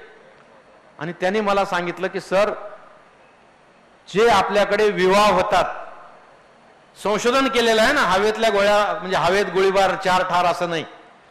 संशोधन केल्यावर त्यांनी निष्कर्ष काढलाय की जे लग्न आपल्याकडे होत आहेत त्या झालेल्या लग्नापैकी 40% विवाह हे 6 महिन्यामध्ये मोडतात. 40% जोडपे 6 महिन्यामध्ये डिवोर्स घेत आहेत. काय होत असेल त्या घराण्याचं, काय होत असेल त्या आई वडिलांचं आणि काय होत असेल त्या मुलामुलीचा विचार केला तरी सुद्धा अंगावर काटा येतो. 1 वर्षापूर्वीचा हा निष्कर्ष आहे. आता कदाचित ते 40%हून 60%वर गेला असेल. आणि म्हणून ह्या गोष्टी आता कुठेतरी पेरल्या पाहिजेत जाणीवपूर्वक. चर्चा सगळेच करतात. अहो, स्मशानभूमीमध्ये अंत्यविधीला गेलं तर तिथेही बसून चर्चा करतात लोक. काय समाज बिघडलाय, काय पोरं बिघडलेत, काय पोरी बिघडलेत, काय ड्रेस घालायला लागलेत, काय वागायला लागलेत, चिंता सगळे करतात. थांबवणार कोण? चंद्रावर मंगळावर कोणी माणूस येणार नाही. हे सगळं थांबवायसाठी आपल्यालाच काम करावं लागणार आहे. त्याच्यामुळं ह्या संस्कारक्षम विद्यार्थी घडवण्यामध्ये गुरु, माता, पितृवंदन, पुरातन आदर्शवक्त गोष्टी सांगणे. आता रामायण महाभारतातल्या गोष्टी तर कोणी सांगतच नाही, कारण एकत्र कुटुंब पद्धती नाहीये, घरात आजी आजोबा नाहीत आहेत, त्यामुळे गोष्टी कोणी सांगणार नाही. आई वडिलाला वेळ नाही, पोरांना वाचायची सवय नाही, कळणार कशा चांगल्या गोष्टी? हिसाब नीतीमध्ये इतक्या चांगल्या गोष्टी आहेत, परंतु 5 ते 10% शिक्षक ते वाचतात आणि शाळेमध्ये सांगतात. 5% पण 1% सुद्धा पालक ते हिसाब नीतीच्या गोष्टी वाचत असतील असं मला वाटत नाही. जे कोल्हा, लांडगा, ऊस, हे ते ज्या गोष्टी होत्या त्या गोष्टीतून कितीतरी शिक्षण मिळायचं विद्यार्थ्यांना, बंद झालं. आध्यात्मिक ग्रंथ एवढे आपल्याकडे आहेत. आपल्या जिल्ह्याला तर आध्यात्मिक जिल्हा म्हटला जातो. नाथाचं पैठण आपल्या जिल्ह्यामध्ये आहे, परंतु नाथाबद्दल 4 ओळी सांगा म्हणलं तर कुणाला सांगता येत नाही.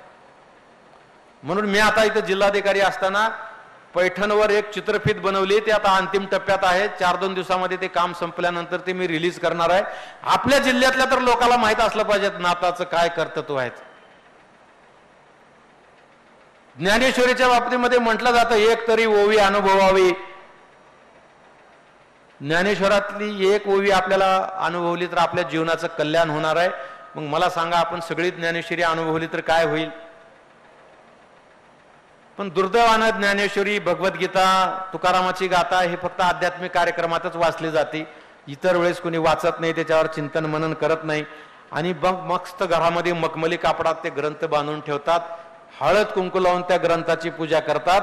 आध्यात्मिक आणि धार्मिक ग्रंथ पूजा करण्यासाठी नाही आहेत, हे आणखी समाजाला समजलेलंच नाहीये. त्या ग्रंथात त्या संतांनी किंवा त्या महात्म्यांनी काय लिहिलंय ते वाचणे, वाचल्यानंतर ते समजून घेणे आणि समजून घेतल्यानंतर ते जीवनात अंगीकारायचा प्रयत्न करणे, याच्यासाठी ते धार्मिक ग्रंथ आहेत. आणि हे आता नवीन पिढीतले मुलं तर हे बिलकुल, एका शाळेमध्ये भिंतीवर लिहिलं होतं, प्रयत्ने वाळूचे कण रगडिता तेलही गळे. पोरं आपसात चर्चा करत होते, आपल्या मुख्याध्यापकाला काही कळतच नाही, वाळूतून तेल गळते म्हणून लिहिलंय म्हणे. तुकारामच माहित नाही त्यांना, तर तुकारामाचे अभंग माहित असण्याचा काही विषयच नाही. तुकाराम महाराज दृष्टांत कशाचं देतात, उदाहरण कशाचं देतात, हे आई वडिलांनी किंवा शिक्षकांनी त्यांना सांगितलं तरच समजेल, नाहीतर कुठून समजणार आहे. टीव्हीवर एवढ्या चॅनलचा मारा आहे. तुम्ही उद्या प्रयोग करा, उद्या रविवार आहे, उद्या दिवसभर सगळे सिरियल बघा, एकही सिरियल आपल्या घरामध्ये चालण्यासारखं तुम्हाला दिसणार नाही. सगळे सिरियल अतिशय वाईट पद्धतीनं चालू आहेत आणि आपण सगळे ते मुला मुलीसहित बघत बसतो. आणि त्या सिरियल मधले सगळे अवगुण आपल्या घरात, आपल्या राज्यात, आपल्या गावात कधी येतील आपल्याला पता सुद्धा लागत नाही. या शहरामध्ये मागच्या वर्षात ज्या काही गुन्हेगारी घटना घडल्या त्याच्यामध्ये मुलं गुन्हेगार होते. मुलांना पकडल्यानंतर पोलीस चौकशीमध्ये त्या मुलाने सांगितलं की आम्ही ही टीव्ही सिरियल बघून हे गुन्हा केलाय.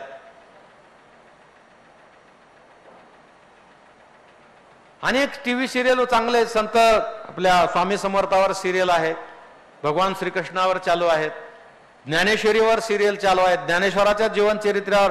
ते कुठल्याही घरी मला चालू असलेलं दिसत नाही. गेलं कुठल्याही घरी बघितलं की काय चालू असतं त्यांना ते टीव्ही बंद करा म्हणून सांगावं लागतं. आणि ते आनंदानं आपल्या घरी चालू असतं सगळं. म्हणजे एका बाजूने आपण संस्कार करण्याचं सोडून दिलंय आणि दुसऱ्या बाजूने असंस्काराची मात्र पेरणी सातत्यानं होत आहे. दोन्ही कोणी लॉस आहे. आणि म्हणून हा संस्कारक्षम विद्यार्थी घडवणे. 5वा आहे आनंददायी, नाविन्यपूर्ण, रचनात्मक. ह्याच्यामध्ये गीत मंच तुम्हाला सांगितलंय, शाब्दिक खेळ, गणिती कोडी. मागे घ्या, मागचं घ्या, 5 नंबरचं. त्याच्यानंतर भाषा, 5 नंबर, भाषा, गणित, विज्ञान, मनोरंजक, कृतियुक्त गीते, बालसभा, या सगळ्या माध्यमातून आनंददायी शिक्षण हा फक्त आता पुस्तकात राहण्यासारखा विषय नाहीये, अत्यंत महत्वाचा विषय आहे.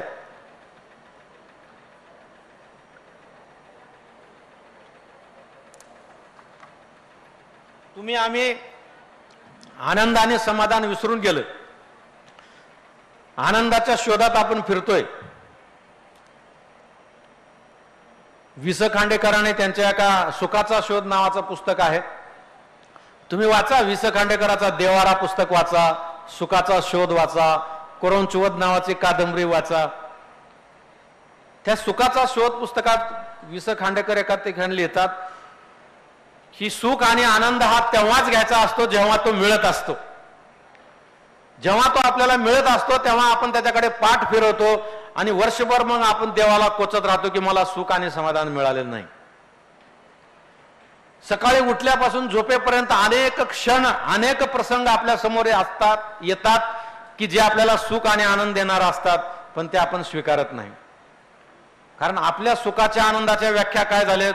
गडगंज संपत्ती, गडगंज प्रॉपर्टी, मोठ्या हायफाय गाड्या, मोठे दागिने, हायफाय वस्त्र अलंकार, हे म्हणजे आपलं सुख झालेलं आहे. आणि वेद काळापासून संतांनी सांगून सांगून थकून गेले. आनंदाची डोही आनंद तरंग, रोज अभंग ऐकतो आपण लता मंगेशकरच्या आवाजात. मन करारे प्रसन्न सर्व सिद्धीचे कारण. त्या मनाकडे आपलं लक्ष नाही. काजल चित्रपटामध्ये खूप सुंदर गाणं आहे, मन ही देवता मन ही ईश्वर, मन सब का आधार, मन से छिपे ना कोई बात, मन के नैना हजार, तोरा मन दर्पण कहलाय. हे गाणं ऐका तुम्ही आज जाताना घरी. हे आनंददायी शिक्षण त्याच्यामध्ये आहे. तुम्हाला माहित नसेल कदाचित, आपल्या देशामध्ये एका राज्यामध्ये शासनाने त्या राज्याच्या शासनाने सुखाचं डिपार्टमेंट तयार केले, आनंद आणि सुख डिपार्टमेंट, जे की विद्यार्थ्यांना आणि लोकांना हे जाणीव करून देते की तुम्ही खूप आनंदी आहात, तुम्ही खूप समाधानी आहात, पण तुम्ही ते स्वीकारत नाहीये, तुमचं त्याच्याकडे लक्ष नाही. हे जाणीव करून देण्यासाठी डिपार्टमेंट आहे, त्याला बजेट दिलेलं आहे. आणि त्या डिपार्टमेंटच्या माध्यमातून शाळा, कार्यालय, संस्था, NGOज सगळ्या ठिकाणी ते कार्यक्रम घेत आहेत आणि लोकांना जाणीव करून देत आहेत की सुख आणि समाधान कशाला म्हटलं जातं. हे मला वाटतं की विद्यार्थ्यांना शाळेत शिकवलं पाहिजे. आणि मग आनंददायी शिक्षणाच्या माध्यमातून वेगवेगळ्या संकल्पना जर आपण राबवल्या आणि मुलांना आनंदी राहायला शिकवलं, सुखी आणि समाधानी राहायला शिकवलं.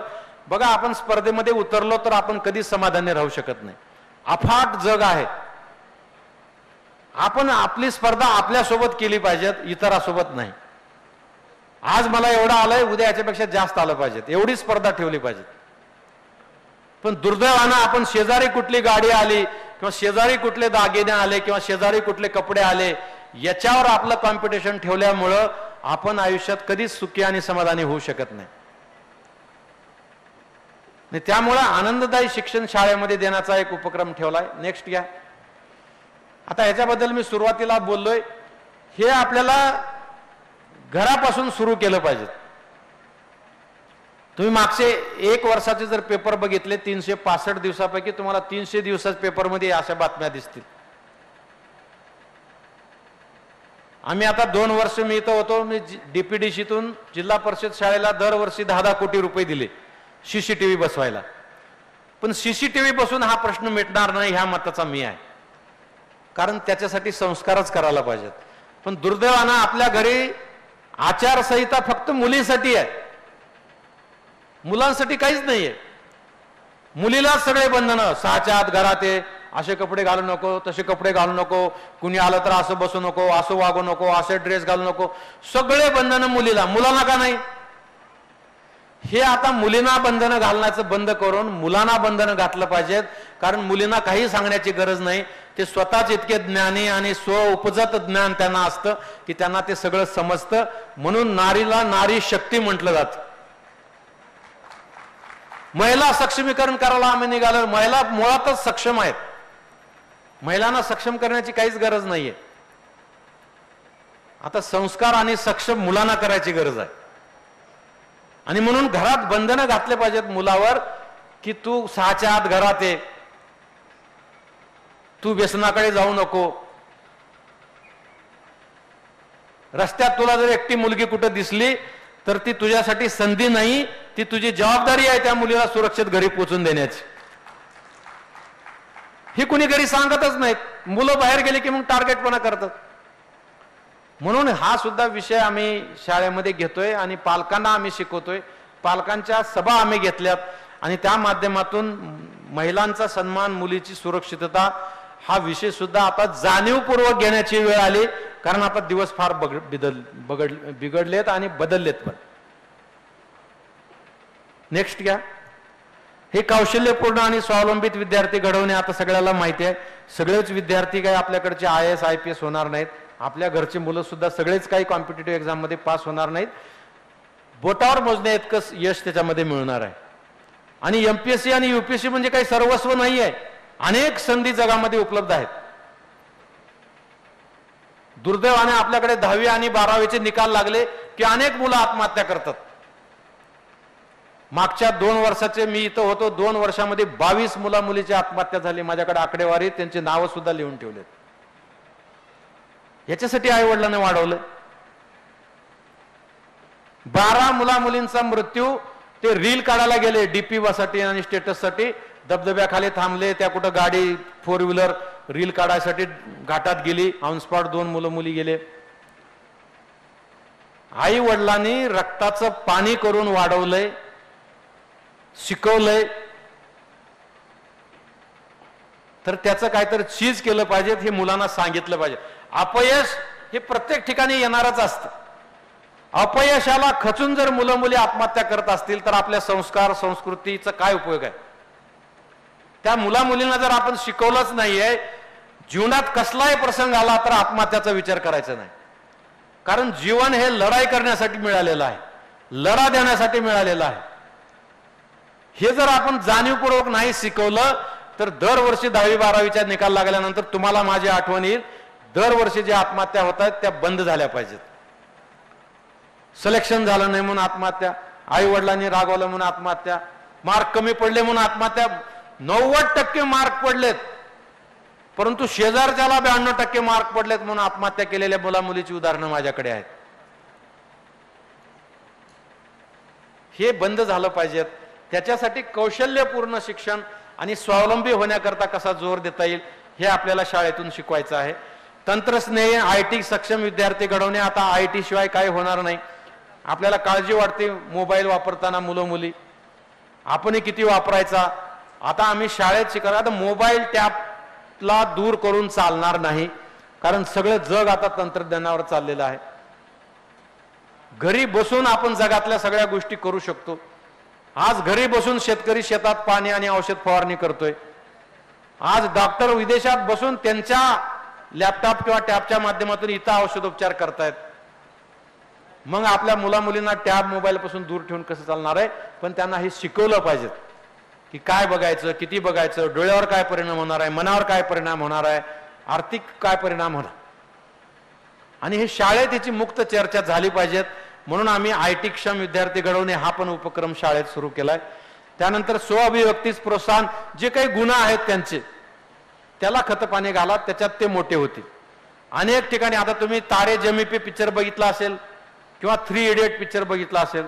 हे दोन्ही पिक्चर बघितले असेल तर चांगली गोष्ट आहे, नसेल तर आवर्जून बघा. त्याच्यामध्ये तुम्हाला कळेल की ज्या मुलांना ज्याच्यामध्ये इंटरेस्ट आहे, त्याच्यामध्ये त्याला गुण आहेत, त्याला तुम्ही खतपाणी घालून त्याच्यात मोठं करा, तो त्याच्यामध्ये मोठा होईल. सचिन तेंडुलकर लहानपणी क्रिकेट खेळत होता. त्याच्या आई वडिलांनी जर क्रिकेट बंद कर आणि अभ्यासच कर म्हणला असता तर जगप्रसिद्ध खेळाडू आपल्याला मिळाला नसता. असे अनेक उदाहरणं आहेत, मी वेळेअभावी सांगत नाही. पण आपल्या शाळेत किंवा आपल्या घरी आपल्या मुला मुलींना शाळेतल्या जर काही दुसरं करायची इच्छा असेल आणि त्याच्यात काही गुण असतील तर त्या स्व अभिव्यक्तीस प्रोत्साहन द्या आणि त्याच्यात त्याला मोठं करा. हा एक मुद्दा आम्ही घेतलाय. ह्याच्यामध्ये अनेक कार्यक्रम राबवतोय, मी वेळेअभावी सांगत नाही. नेक्स्ट. आणि नवशिक्षण पद्धती, अद्यावत ज्ञानमय शिक्षक तयार करणे. शिक्षकांनी सुद्धा आता वाचन सुरू केलं पाहिजे. कालपर्यंत काय काय घडामोडी घडलेल्या आहेत आज शाळेत जाताना आपल्याला माहित असलं पाहिजे. आज नागरिक शास्त्र आपण 10 वर्षापासून तेच शिकवतो. त्या नागरिक शास्त्रामध्ये 25 घटना दुरुस्ती झाल्यात, 25 मोठमोठे प्रसंग जिल्ह्यात राज्यात देशात झालेत. हे आपल्याला माहित असेल तरच आपण विद्यार्थ्यांना सांगू. आणि मग अपडेटेड होत असताना इतर काही गोष्टी जशा आहेत किंवा भेदभाव करू नका. जाती धर्म पंथ याला आपल्याला थारा देता येत नाही. पुरुष महिलांना समान दर्जा द्या.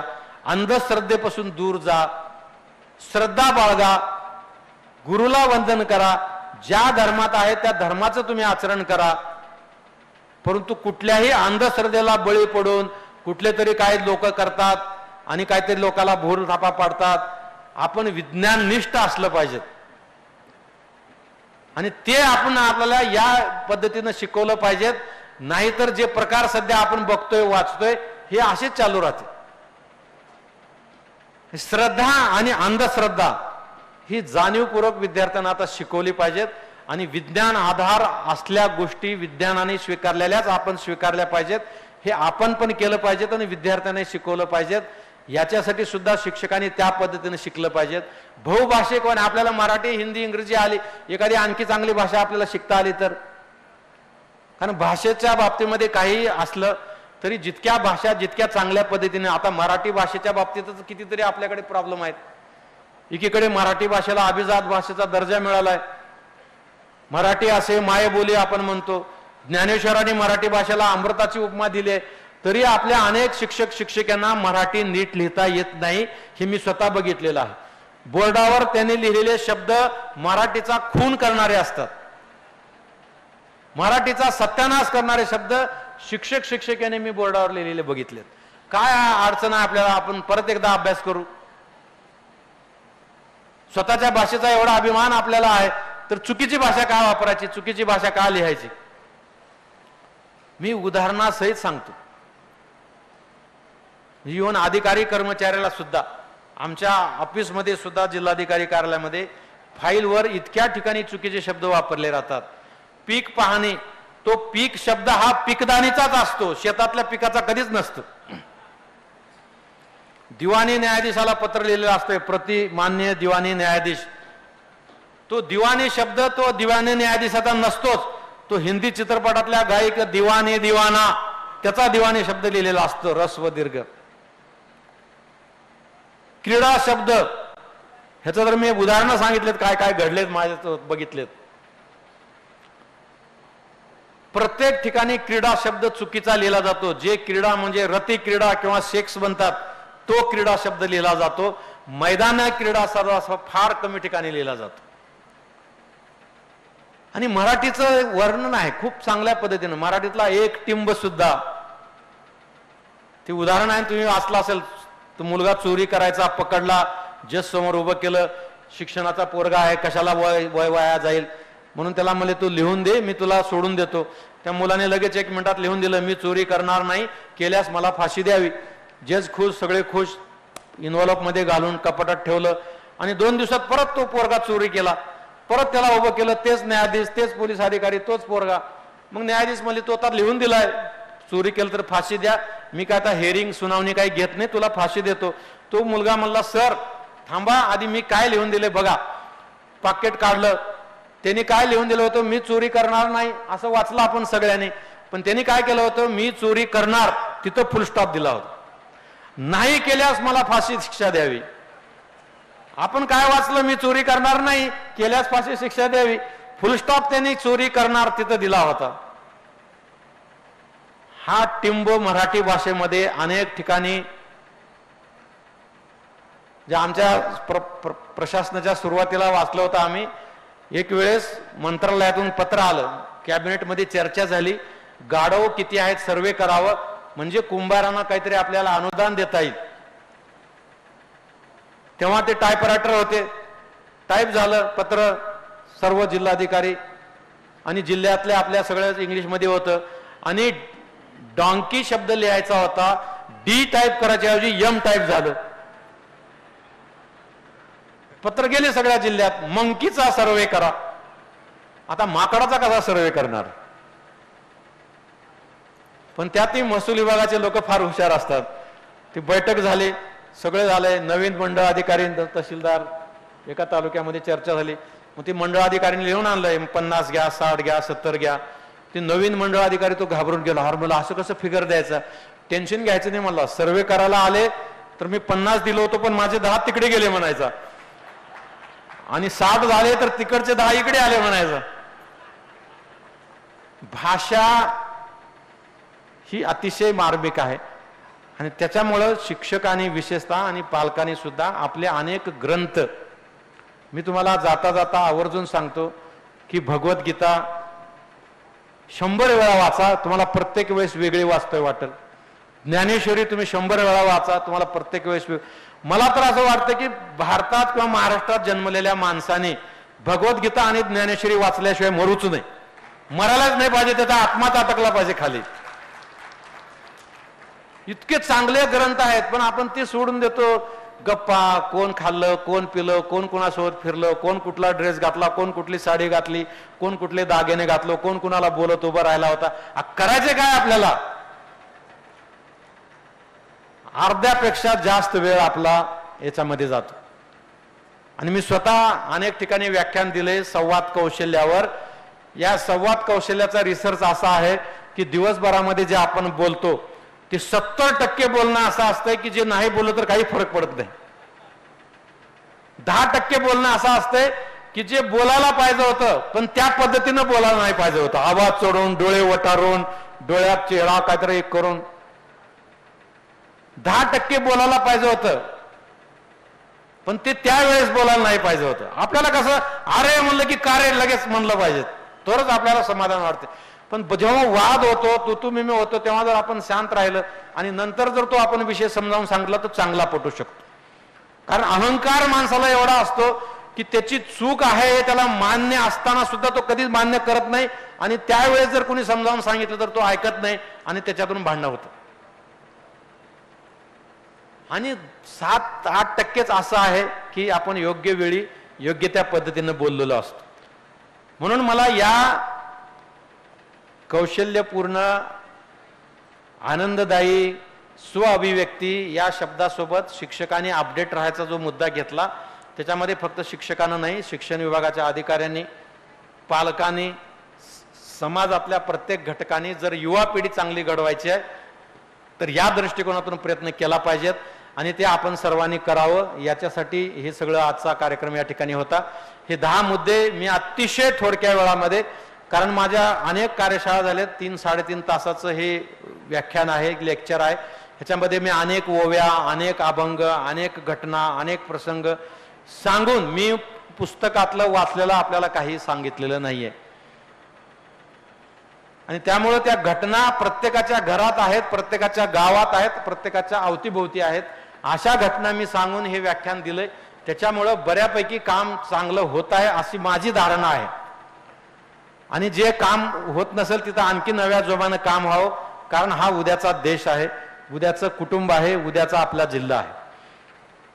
आणि त्यामुळे या क्षेत्रात काम करणाऱ्यांनी झोकून देऊन, कारण आपण ज्या क्षेत्रात काम करतो त्या क्षेत्राची बैमानी आपण कधीच करू नये. कारण जी आपली रोजीरोटी आहे, ज्याच्यामुळे आपल्याला मान मिळालाय, आपल्याला सन्मान मिळालाय, त्याच्याशी बैमानी करण्यात काय अर्थ आहे. मी आता इथं कलेक्टर असताना 9:45 ऑफिसला जायचो. मला एका पत्रकाराने विचारलं, तुम्ही जेव्हा ऑफिसमध्ये येता तेव्हा एकही कर्मचारी राहत नाही, तरी तुम्ही ज्या दिवशी तुमचा दौरा आहे त्या दिवशी तुम्ही ऑफिसला राहत नाही, पण ज्या दिवशी तुम्ही इथं आहे तेव्हा 9:45 ऑफिसला येता. त्यांना मी सांगितले, माझ्या संपूर्ण 25 वर्षाच्या सर्व्हिसमध्ये मी माझ्या सर्व्हिसची कधीच बैमानी केलेली नाही. वेळेच्या बाबतीत असेल, कामाच्या बाबतीत असेल. त्याच्यामुळे जीवनात इतके पुरस्कार मिळाले की माझा पुरस्कार ठेवायला घरात जागा नाही. ह्याचा बेस एकच आहे, ज्याने आपल्याला रोजीरोटी दिली त्याच्याशी बैमानी करायची. आणि ज्या क्षेत्रात मग आपली संस्था असेल, सरकार असेल, मंडळ असेल, महामंडळ असेल, कॉर्पोरेशन असेल, जिथं कुठं आपण काम करता त्याने आपल्याला जीवन दिलेलं आहे, त्याने आपल्याला एक मान दिलेला आहे, त्याने एक आपल्याला नाव दिलंय. मग गुरुजी असेल, शिक्षणाधिकारी असतील, शिक्षक असतील, काय जे काय नाव दिलेलं आहे आणि त्याच्यासाठी आपल्याला काम करायचं आहे आणि समाज घडवायचं म्हणून आपल्याला काम करायचं आहे. आणि यासाठी आपण सगळ्यांनी हे करत असताना आपल्याला काही फार साधू व्हायचं नाही, संत व्हायचं नाही, महात्मा व्हायचं नाही. माणूस होऊन फक्त माणसासाठीच काम करायचं. आपण काही आपल्याला काही बरं हे सगळं करत असताना तुम्ही हिमालयात जाऊन एका पायावर उभं राहा असं आपण सांगितलं नाही. तुमची प्रॉपर्टी कोणाला तर दान करा असं आपण सांगितलं नाही. फक्त मेहनत करा एवढंच सांगतो. नाही तर ते वावा पाटणकर आपले मराठी शायर होते ना, त्यांचा शेर आहे मराठी, शब्द ही या पौरुषाचा बोललो नाही कधी, जगलो असा चुपचाप जसा जन्मलो नाही कधी. काय अर्थ आहे त्याला जगण्याला? आपण जन्मलोय, माणसाच्या जन्माला आलोय. कारण काही संप्रदायामध्ये असं म्हटलं जातं की 84 लक्ष जन्म फिरक्याचा अवचित प्राप्त नरदेह. 84 लाख योनीतून आल्यानंतर मनुष्य देह मिळतो. मग त्या मनुष्य जन्माचं काहीतरी सार्थक आपल्याला करता आलं पाहिजे. आणि म्हणून ते पाटणकर फार वर्णन करतात की शब्द ही या पौरुषाचा, पौरुष म्हणजे फक्त पुरुषासाठी नाही, ते स्त्रियासाठी सुद्धा असतो. पौरुष म्हणजे कर्तृत्व. शब्द ही या पौरुषाचा बोललो नाही कधी, जगलो असा चुपचाप जसा जन्मलो नाही कधी, दीर्घ आयुष्याचे मर्म माझ्या कळण्यास सोपे नव्हे, मृत्यूशी वाटले की याला हातही लावू नये. अशा पद्धतीचं जगण्यापेक्षा आपण काहीतरी कर्तृत्व करून जगलं पाहिजे. आणि ते कर्तृत्व करण्यासाठी हा सोहळा आहे. हा स्वामी समर्थ पीठाने हा सोहळा आयोजित केला, याच्या मागची भूमिकाच ही आहे की आपल्या सर्वांना प्रेरणा द्यायची आहे, आपल्या सर्वातला माणूस जागा करायचा आहे, आपल्या सर्वातला अध्यात्म जागा करायचा आहे आणि आपल्या सर्व शक्तीनिशी कार्याला लावून त्याच्यातून समाज आणि देश घडवायचा आहे.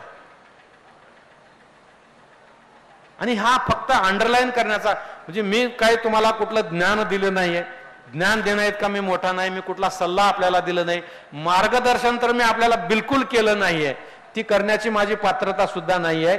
परंतु काही गोष्टी अधोरेखित करायच्या होत्या, अंडरलाईन करायच्या होत्या, त्या मी आपल्या समोर केल्यात. ते तुम्हाला निश्चितपणे पटल्या असतील, पटल्या नसतील, आता ह्या क्षणाला पटल्या नसतील, बऱ्याच जणाला बऱ्याच गोष्टी यातल्या पटल्या नसतील, पण तुम्ही जेव्हा शांततेत एकांतात विचार कराल तेव्हा मी तुम्हाला गॅरंटी देतो 100% तुम्हाला ह्या गोष्टी पडतील. आणि तुमच्या माध्यमातून नवीन पिढीला अध्यात्माकडे आणण्याचा हा माझा प्रयत्न आहे. आज मंदिरामध्ये गेलं, स्वामी समर्थ केंद्रात गेलं तर वय झालेल्याच लोकांची संख्या जास्त असते. मला प्रत्येक मंदिरामध्ये, प्रत्येक स्वामी केंद्रामध्ये तरुण पिढीतले मुलं मुली पाहायचे, कारण अध्यात्म हा काय वय झाल्यावर करायची गोष्ट नाहीये. पण दुर्दैवानं आपलं काय होते, आपण 1000 रुपये मार्केटमध्ये घेऊन गेलो, 900 रुपये खर्च करपर्यंत आपल्याला काही कळत नाही. 900 रुपये खर्च झाले, 100 रुपये राहिले की अरे बापरे आता 100च राहिलेत, आता जपून खर्च करायला पाहिजेत, पाहिजे का वस्तू नाही, एवढे किमान एवढे तरी आपण घरी घेऊन 900 रुपये धाड धाड धाड धाड आपण खर्च करून टाकतो. आयुष्याचंही तसंच होतं. 60-70 वर्षापर्यंत आपल्याला देव आठवत नाही, स्वामी समर्थ आठवत नाहीत, माऊली आठवत नाहीत, धड धड धड आपण मग 5-25 वर्ष राहिलेत म्हणलं की मग आपल्याला देव आठवतो, मग ज्ञानेश्वरी आठवती, मग भगवद्गीता आठवती, आणि मग सगळ्या अशाच 60-70 वय झालेल्या लोकांची गर्दी मंदिरामध्ये दिसते. पण अध्यात्म हे असं क्षेत्र आहे, जर आपल्या मुला मुलींनी जर अध्यात्माकडे गेले, मी माझ्या अनेक व्याख्यानामध्ये, अनेक प्रवचनामध्ये लाखो लोकांसमोर जाहीर सांगितलंय, जर तुम्ही अध्यात्माचा मार्ग स्वीकारला तर तुमचा फायदा होईल का नाही मी तुम्हाला सांगू शकणार नाही, परंतु तुमचं नुकसान होणार नाही हे बॉन्ड पेपरवर लिहून तुम्हाला देतो. कारण अध्यात्मात ती ताकद आहे. अध्यात्म तुम्हाला कधीच वाम मार्गाला जाऊ देत नाही, अध्यात्म कधीच तुम्हाला व्यसनाधीनकडे जाऊ देत नाही, अध्यात्म तुम्हाला कधीच कोणाचे नुकसान करू देत नाही, अध्यात्म तुम्हाला कधीच कोणाची फसवणूक करू देऊ देत नाही. आणि म्हणून आपल्या सगळ्यांच्या माध्यमातून शासकीय नियमावलीला धरून जे शाळेत आपल्याला शिकवायचंय ते शिकवत शिकवत, आपल्याला सर्व धर्म समान आहेत, कुठल्या धर्मामध्ये विद्यार्थी राहतात, कुठल्या संप्रदायामध्ये राहतात याच्याशी आपल्याला काही देणं नाही. त्या कारण सगळ्याच धर्मामध्ये चांगलं शिकवलेलं आहे, सगळ्याच संप्रदायामध्ये चांगलं शिकवलेलं आहे, सगळ्याच साधू संतांना चांगलं शिकवलेलं आहे, जे मानवाच्या कल्याणासाठी आहे. फक्त आपल्याला गरज आहे ते परत एकदा वाचण्याची, परत एकदा समजून घेण्याची, परत एकदा आचरणात आणायची, आणि ते करण्यासाठीच ह्या सोहळ्याचं आयोजन आहे. आणि मला खात्री आहे की आपल्या मार्फत, आज इथं 400-500 लोक असतील, परंतु आपल्या मार्फत, कारण mouth publicity is the biggest publicity असं अर्थशास्त्रात म्हटलं जातं. कारण आपण एका जणाने 10 जणांना सांगितलं, 10 जणांनी 100 जणांना सांगितलं, 100 जणांनी 1000 जणांना सांगितलं, तर हा उपक्रम, हा स्वामी समर्थ पीठाचा कार्यक्रम प्रत्येकाच्या घरापर्यंत, प्रत्येकाच्या मनापर्यंत जाण्याला काही वेळ लागणार नाही. ते तुम्ही करा असं मी आपल्या सर्वांना विनंती करतो. आपण या कार्यक्रमाला वेळ दिला त्याबद्दल तुमचं मी मनापासून अभिनंदन करतो. कारण आजकाल चांगल्या कार्यक्रमाला लोक येत नाहीत. आता कुठल्या कार्यक्रमाचा उल्लेख करू नये, आध्यात्मिक व्यासपीठ आहे, पण असे काही कार्यक्रम असले की जागा मिळत नाही. परंतु आध्यात्मिक कार्यक्रम आहेत, एज्युकेशनल कार्यक्रम आहेत, व्याख्यान आहेत, व्याख्यान सत्र आहेत, अशा ठिकाणी फार कमी लोक असतात. ही पण एक शोकांतिका आहे. चांगल्या कार्यक्रमाला गेलं पाहिजेत, वेळ काढला पाहिजेत, जिथं चांगले शब्द कानावर पडणार आहेत, जिथं चांगलं काहीतरी आपल्याला ऐकायला, बोलायला, चर्चा करायला मिळणार आहे, तिथं वेळ काढून गेलं पाहिजेत. हा सुद्धा मेसेज या कार्यक्रमाच्या माध्यमातून दिला पाहिजेत आणि तो आपण द्याल अशी मी अपेक्षा व्यक्त करतो. गुरुपीठांचं, गुरुमाऊलींचं मी मनापासून, गुरुमाऊलींच्या चरणी नतमस्तक होत असताना त्यांना मी मनापासून धन्यवाद देतो की त्यांनी या कार्यक्रमामध्ये माझ्यासारख्या एका छोट्या पामराला बोलवलं आणि आपले 4 शब्द आपल्या समोर मांडण्याची संधी उपलब्ध करून दिली. कारण शेवटी त्यांचा आशीर्वाद, त्याच्यामुळेच आपण आहे. म्हणजे अध्यात्मामध्ये गुरुच्या आशीर्वादापेक्षा मोठं काहीच नाही. गुरुची एक दृष्टी आपलं सगळं कल्याण करणार आहे. आपलं आहेच काय शेवटी. साधू संत म्हणतात, त्या कुठल्या पूजा आपण म्हणतो मानस पूजेमध्ये, तुझेच सारे तुला अर्पितो मन माझे लाजे.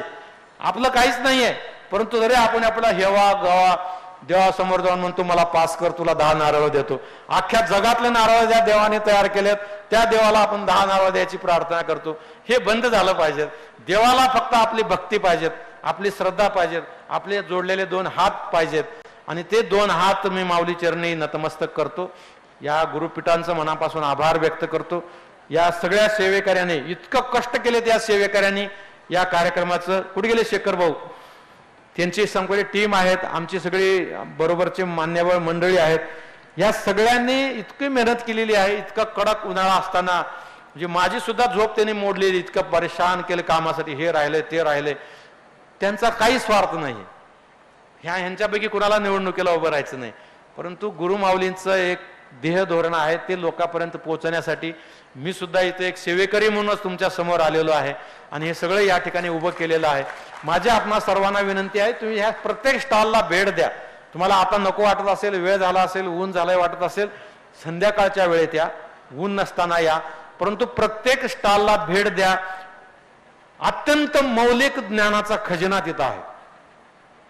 तुम्ही काही शाळा संस्था महाविद्यालयाचे स्टॉल आहेत, बुक स्टॉल आहेत, जे अत्यंत मार्मिक ग्रंथ आम्ही निवडून इथं ठेवायला लावलेले आहेत, जे आपल्याला आपल्या कुटुंबियाला तारणारे आहेत, प्रोत्साहन देणारे आहेत आणि चांगल्या पद्धतीनं जगायला शिकवणारे ग्रंथ त्या ठिकाणी आहेत.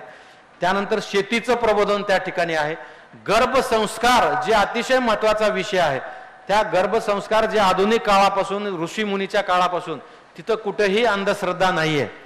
जी आपली परंपरा आहे, जी आपली वेद काळापासून जी रचना आपल्या ऋषीमुनीने दिलेली आहे, आयुर्वेदाचार्याने दिलेली आहे, ती त्या ठिकाणी तुम्हाला पाहायला मिळणार आहे. म्हणून माझे आपणा सर्वांना आग्रह असणार आहे की आज उद्या वेळ काढून 100% आपल्या सहकुटुंब सहपरिवार इष्टमित्र मित्र मैत्रिणी सगळ्यांना घेऊन या आणि या ज्ञान भंडाराचा लाभ घ्या अशी मी आपणाला विनंती करतो. परत एकदा सगळ्यांचं मनापासून आभार, धन्यवाद. जय हिंद, जय महाराष्ट्र. श्री स्वामी